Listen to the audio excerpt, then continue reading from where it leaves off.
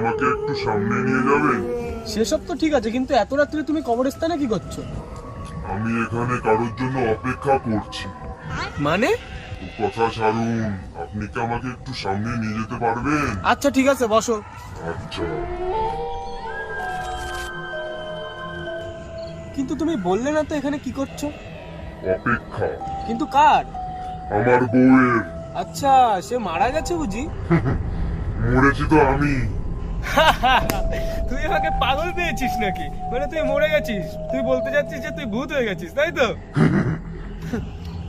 আচ্ছা তুই ভূত না, তাহলে আমাকে অদৃশ্য হয়ে দেখা। কে বলেছে ভূত অদৃশ্য হয়? मंगल भावन